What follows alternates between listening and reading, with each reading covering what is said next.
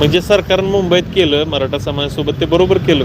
ते आपलं बरोबर केलं ते. नाही सरकार बरोबर केलं. सरकारने आपल्यासोबत जे मराठ्यांसोबत केलं ते चुकीचं केलं. ते त्यांच्याकडून आपल्याला हे नव्हतं जे आपल्याला त्यांनी हे करायला पाहिजे होतं. आपल्याला त्यांनी जेवणाची अन्न पाण्याची ह्याची सोय करायला पाहिजे होती, ती केली नाही. असूनही त्यांनी ती बंद केली. लालबागच्या ठिकाणी त्यांनी ते बंद केलं. जेवणाची जी व्यवस्था होती लालबागच्या ठिकाणी ज्या ट्रस्टींनी असं केलेलं आहे त्यांना उलट मराठ्यांना न्याय मिळवून द्यायला पाहिजे होता. त्यांनी अन्नाची सोय गैरसोय केली तरी मराठ्यांना काही अन्न कमी पडलं नाही.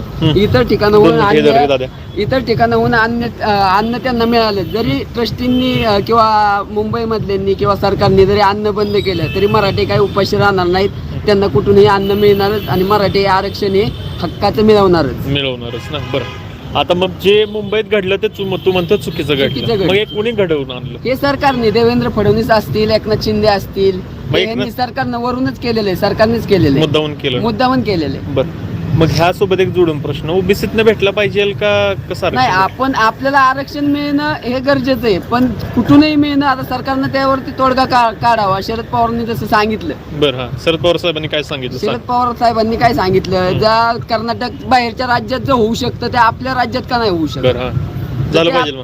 मग ते आरक्षण आपल्याला मिळालं पाहिजे. बाहेरच्या राज्यात होऊ शकतं तर आपल्या राज्यात का नाही होऊ शकत? मंत्रिमंडळात ते मुद्दे चर्चा केली पाहिजे. तुला कधी आरक्षणाचा नाही याचा तोटा झाला का? कधी झाला, भरपूर. सांग ना, काय तुझ्या रिअल लाईफ मध्ये काय?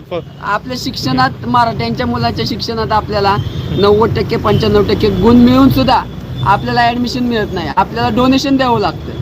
आणि बाकीच्या इतर समाजाच्या लोकांना 50% असतील, 45-50% असतील तरी त्यांना ऍडमिशन ते 1 नंबरच्या स्थानावरती असतात. म्हणजे इथं आपला तोटाच आहे ना. बरोबर, मराठ्यांचा तोटाच आहे. मग हे मराठा समाज जे मराठा समाजासोबत मुंबईत घडलं ते विसरू शकणार नाही विसरू शकत. आरक्षण जरांगे साहेबांसोबत पूर्ण महाराष्ट्रातील मराठी सगळे असंख्य लोक असतील, त्यामध्ये मुस्लिम लोक पण आहेत, जे भीम लोक पण आहेत. त्यांचाही आपल्याला सपोर्ट आहे मराठ्यांना. त्यांचाही धन्यवाद, खूप खूप आभार आपण म्हणावं.